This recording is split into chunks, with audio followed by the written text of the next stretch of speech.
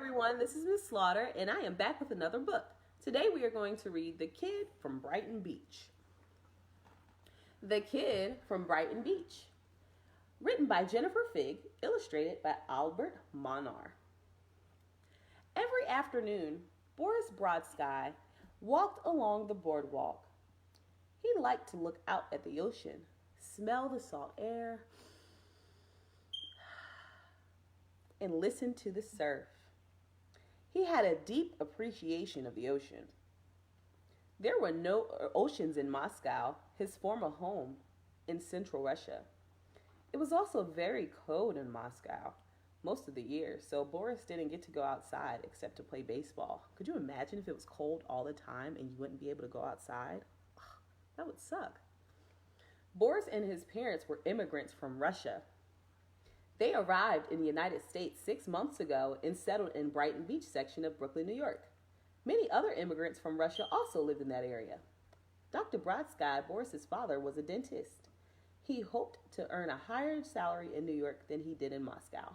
Sadly, although many Russian workers worked hard, they were unable to earn a good salary in Russia. So here we see Boris playing baseball. And over here, we see him thinking about baseball. I can definitely say Boris loved baseball. Boris was excited when he learned that his family would be moving to America. He would have to learn to speak English, but he had always been a good student. Boris was excited because he wanted to play baseball ever since he was a little boy, and America was called the land of baseball, or at least that's what they called it in Russia. He knew about many of the famous major league players, and he had always dreamed of seeing them in person. There were no professional baseball teams in Russia. No professional baseball teams in Russia. Oh my goodness. When Boris was 4 years old, his father had given him some baseball cards. There were pictures of Sammy Sosa, Ken Griffey Jr., Greg Maddux, and other players. To Boris, these cards were very valuable. He carried them in his pocket wherever he went. He looked at them a lot and dreamed about playing baseball. At times, Boris and his father even discussed famous baseball players such as Babe Ruth. Have you guys ever heard of Babe Ruth? Or Joe DiMaggio? Ooh. I know Joe DiMaggio. And there goes Boris. And there he goes with his baseball cards.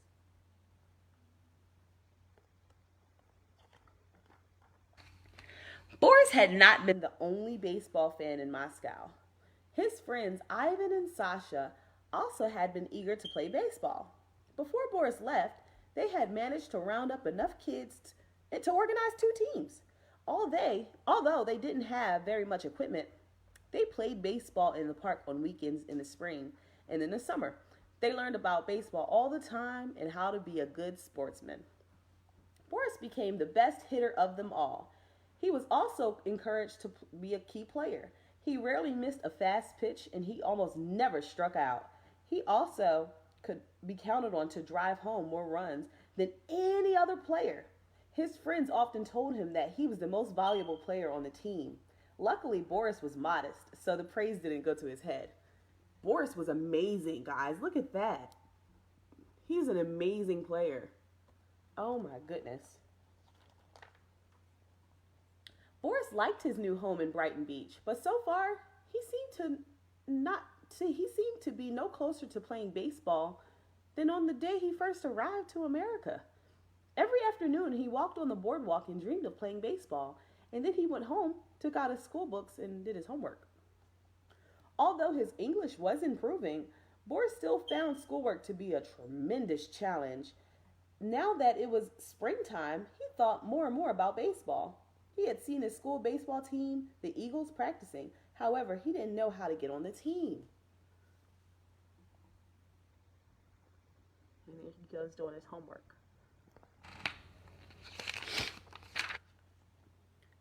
One afternoon, as Boris was leaving school, he stopped to watch Eagles practicing. He stood at the side of the field against the fence. Kids were taking turns at bat. Boris thought the pitcher must have had a very strong arm. He never seemed to get tired. Then one of the boys noticed Boris. He said something to the coach and pointed at Boris. Boris knew that the time had come for him to be courageous. It was now or never. He walked over to the coach and the other boys. A boy named Norman said, "Coach, that is Boris Brodsky. He's in my class. He just moved here from Moscow in Russia." Norman was smiling. "Hey, Boris, what are you doing out here? Want to watch how we play in baseball in America?" Tony, the pitcher, said, "I'll bet you never even saw a baseball like this in Russia." The coach said, "Calm down, guys. Is there something I can do for you, Boris?" Boris said, "I like baseball. I want to play." He struggled for the right words to say. The coach said, "Boris, I see what you're getting at. You want to join our team. Do you know much about baseball at all? Did you play baseball in Russia? You see, we're getting ready to play against the Astros. That team has a tremendous season last year, so we've got our work cut out for us." So here's Boris talking to the coach about possibly playing baseball. Boris was at a loss for words. He was so nervous, and he couldn't think of the English words for what he wanted to say. This was his chance to play baseball, and he couldn't even talk to his coach. Suddenly, he had an idea. He reached into his jacket pocket and pulled out some of his baseball cards. "Cal Ripken," he said, pointing to the card. "Look, and Eric Davis. I love baseball." You see him talking to the coach? The boys on the team were watching Boris. They all had an appreciation for baseball cards. The coach said, "Boris, you seem to know something about baseball. In the spirit of good sportsmanship, I'll give you a chance. Step up to the plate. Norman, give Boris the bat. And all right, kid, let's see what you've got." Norman handed the bat to Boris. Boris could feel his heart beating fast. He took a few practice swings. The bat felt heavy in his hands. He hadn't swung a bat in more than 6 months. Oh my goodness. Tony pitched. The ball came speeding towards Boris. Boris swung and he missed. Now he was beginning to sweat. He backed away from the next 2 pitches. He swung at the next one and popped the ball high into the air. It was a foul ball. Then came the pitch that Boris had been hoping for. He blasted the ball way out beyond the far end of the field. The other boys stood staring with their mouths wide open. Can you do it? Can you stand there with your mouth wide open? The coach cried out, "Way to go, kid. You can really slug the ball." That was a tough pitch to hit, too. "I want you to be on the team. But be here at 3 o'clock tomorrow for practice." The team players cheered as the coach grabbed Boris's hand and shook it. "Where did you learn to hit like that?" Boris smiled and his face turned red. "In Moscow," he said in the modest way. And that is the end of the book. So I have a few questions I want to ask you guys. So let's think about, where does this story take place? Where did it start?